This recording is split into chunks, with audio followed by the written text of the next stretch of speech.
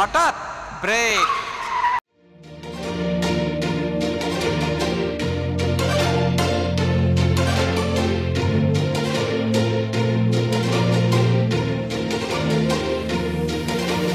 প্রিয় দর্শক, সকলকে প্রীতি, শুভেচ্ছা এবং অভিনন্দন জানিয়ে শুরু করছি এসকে টিভির নিয়মিত আয়োজন হঠাৎ ব্রেক। আজকে আমি হঠাৎ ব্রেকে এসে হাজির হয়েছি। আপনারা দেখছেন যে শহীদ রাষ্ট্রপতি জিয়া রহমানের মাজার সমাধিস্থল, যেখানে প্রত্যেক দিন হাজার হাজার মানুষ এখানে আসেন এবং এই মাজারের ইতিহাস ঐতিহ্য দেখার এবং জানার চেষ্টা করেন।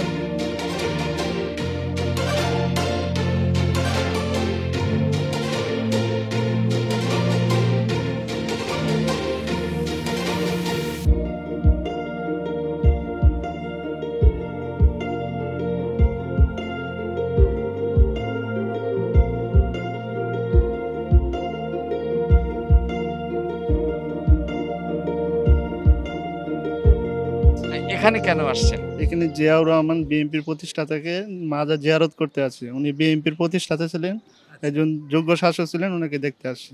কোথা থেকে আসছেন আপনি? আমি বালুকা থেকে, বালুকা। তো একটা জিনিস আপনার জানতে চাই যে মানুষ কেন বিএনপিকে এত ভালোবাসে?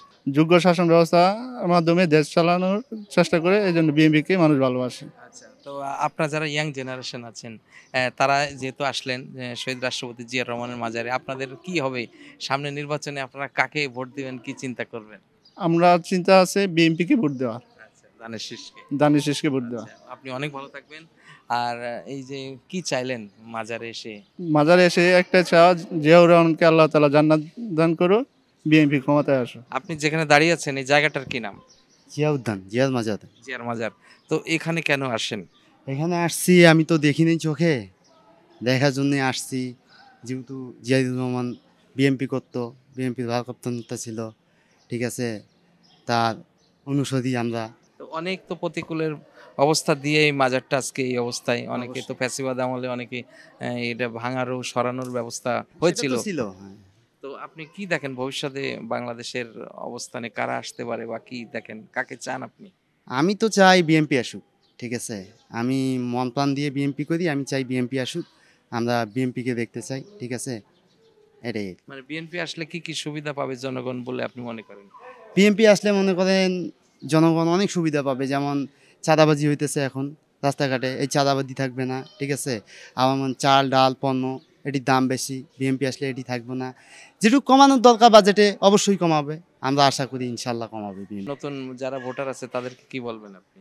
আমি তাদেরকে বলবো সবাই যাতে ধানের শীষে ভোট দেয়, ঠিক আছে। তারা বুঝে, তারা ভালো বুঝে যে বিএমপি আসলে কোন পর্যায়ে গেছে, কোন পর্যায়ে ছিল। এই এই মাজারের ইতিহাস সম্পর্কে কতটুকু জানেন আপনি? আমি এই মাজারের ইতিহাস সম্পর্কে বেশি একটা জানি না, যতটুকু জানি, ঠিক আছে, ফ্যাসিবাদের সরকারের আমলে এই মাজার ভাঙার অনেক চেষ্টা করা হয়েছিল। যাই হোক, বিএনপির বড় বড় নেতারা যারা ছিল তাদের কারণে হয়তো বা এটা ভাঙা হয় নাই, সরাইতে পারে নাই। আমরা চাই যে বিএনপি আসুক ক্ষমতায়। শহীদ প্রেসিডেন্ট জিয়াউর রহমান তিনি সাবেক রাষ্ট্রপতি ছিলেন, রাষ্ট্রপ্রধান ছিলেন। তো তার এখানে কবর সমাধি রয়েছে, সেখানে আসি একটু কবর জিয়ারত করি বা দোয়া করি। আল্লাহ তাআলা তাকে জন্য জান্নাতুল উস মাকাম দেন, এর জন্য দোয়া করি। আর আমাদের রাষ্ট্রের যারা কর্ণধর ছিলেন তাদের জন্য তো এটা আমাদের কাছ থেকে প্রাপ্য, একটু দোয়া করবে, এটা আমাদের কাছ থেকে প্রাপ্য। আসলে এই জিয়া উদ্যানটা দীর্ঘ বড় একটা পরিবেশ, পরিসরে এত সুন্দর পরিবেশটা, এই পরিবেশটা সাইডে পিছনে আমরা একটু হাঁটলাম, তো দেখলাম মানে কিছু জায়গাটা এখান থেকে কিছু খোলা জায়গা আছে, ওই জায়গা থেকে লোকজন সমানে ঢুকতেছে বের হচ্ছে। এমন শুনলাম যে সন্ধ্যার পরে এই জায়গাটা তেমন একটা সিকিউরিটি নাই। তো আমরা আশা করব শহীদ প্রেসিডেন্ট জিয়াউর রহমান তিনার সমাধি এখানে, এই জায়গাটা যেন পবিত্র থাকে এবং পবিত্র অবস্থায় যেন এই জায়গাটা রাখা হয়। এজন্য রাষ্ট্রপক্ষকে বলবো যে এই জায়গাটার প্রতি যেন সবার একটু টেক কেয়ার করে। একটু যেহেতু উনি একটা বিএনপি দলের প্রতিষ্ঠাতা এবং সেই সামনে যেহেতু আমাদের নির্বাচন, তো আপনারা কি মনে করেন যে বিএনপি দলটা কেমন বা তাকে জনগণের কতটুকু সমর্থন করা উচিত বলে মনে করেন? আলহামদুলিল্লাহ, বিএনপি দলটা আসলে আগে থেকে আমরা সমর্থন করতাম বলতে আর কি, দলীয় হিসাবে বিএনপি, দলীয় হিসেবে না আর কি, ব্যক্তি হিসাবে শহীদ জিয়াউর রহমান তেনাকে শ্রদ্ধা করতাম, কিন্তু আমরা এখন পর্যন্ত ভোটার হইনি বা ভোটও দেইনি। আর সামনে নির্বাচন আসতেছে, বেগম জিয়া তো তিনি তো বয়স হয়ে গেছে, চাইবো তারেক রহমান তিনি যদি এদিকে মানে নজর দেন, যে দলের ভিতরে যেগুলো অগোছালো কাজ রয়েছে বা অনেকে আছে উদ্ভট বক্তৃতা দিয়ে থাকেন, এদের দেখে মানুষ আরো পিছিয়ে যাচ্ছে। তো আমরা চাইবো না কখনো যে একটা রাষ্ট্রের একটা প্রধান একটা দল, সেই দলটা ক্ষতিগ্রস্ত হোক কিছু মানুষের উদ্ভট বক্তৃতার জন্য।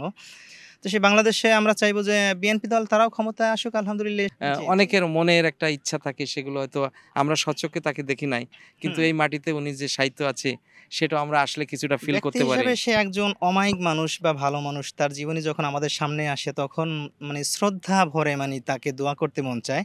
তো সেই হিসাবে তাকে শ্রদ্ধা করি এবং তার জন্য দোয়া করি, মাগফিরাত কামনা করি, আল্লাহ যেন তাকে জান্নাতের উচ্চ মাকাম দেন। আমার জানা মতে উনি একজন বিশিষ্ট ভালো লোক ছিলেন এবং দেশের জন্য অনেক কিছু করেছেন এবং তার স্মরণীয় এদেশে এখনও আছে এবং সারা জীবন থাকবে। আপনার কি ভালো লাগলো এখানে? এতে অনেক ভালো, অনেক কিছুই ভালো লাগলো। পরিবেশটা, তিনি একজন স্বাধীনতার ঘোষক। এখনো আসেনি, তাদেরকে কি বলবেন আপনি? তাদেরকে আমি বলতে চাই, আসেন দেখেন, পরিবেশ অনেক ভালো, মনোমুগ্ধকর পরিবেশ। উনি তো একটা দল প্রতিষ্ঠা করেছিলেন, সেই দলটার নাম কি? বিএমপি। বিএনপি দলটা কেমন, আপনার কেমন লাগে? হ্যাঁ, ভালো। তার ঘোষণায় আমাদের দেশে স্বাধীন হয়, মানে যুদ্ধ শুরু হয় এবং তাকে আমরা অনেক স্মরণ করি। তো আপনার মতো যারা ইয়াং জেনারেশন আছে তাদেরকে বিএনপিকে ভালোবাসার কি কি কারণ বলে আপনি মনে করেন? কেন বিএনপিকে ভালোবাসবে? অবশ্যই বিএমপিকে ভালোবাসবে এই কারণে, ছাত্র দলের ভিতরে কোনো চাঁদাবাজ, কোনো টেন্ডার, কোনো দখলবাজকে ঢোকার সুযোগ নেই। এই ছাত্র দলে কোনো সন্ত্রাসীকে ঢোকার কোনো সুযোগ নেই। অর্থাৎ বিএমপি যার আদর্শকে আমরা সবসময় বুকে ধারণ করে ছাত্রদলকে নিয়ে রাজপথে আসি। বিএমপি কখনো অন্যায়কে প্রশ্রয় দেয়নি এবং অন্যায়ের সাথে আপোষে আসেনি। অর্থাৎ তারুণ্যের প্রথম ভোট ধানের শীষের পক্ষেই হোক। মাজারটার পরিবেশটা আর একটু কেমন কি সুন্দর হলে ভালো লাগতো আপনার? আমি আইনের যারা ঊর্ধ্বতন কর্মকর্তা তাদের দৃষ্টি আকর্ষণ করব যে মাজারের আসলে মাজারটা মানে কি বোঝায়, এটা পবিত্র স্থান। বন্ধুরা, আপনাদেরকে জানানোর চেষ্টা করলাম যে শহীদ প্রেসিডেন্ট জিয়াউর রহমানের এই মাজারে অনেক মানুষ আসেন এবং তারা তাদের মনের আশা এখানে এসে ব্যক্ত করেন, এবং যারা অনেকেই ওনাকে দেখেননি, এ প্রজন্মের ছেলেমেয়েরা তারাও এসে এখানে তাদের অনুভূতিটা প্রকাশ করেন। তো আপনারা যারা ঢাকা শহরের এই সুন্দর পরিবেশটা আসেননি, তারা আসবেন।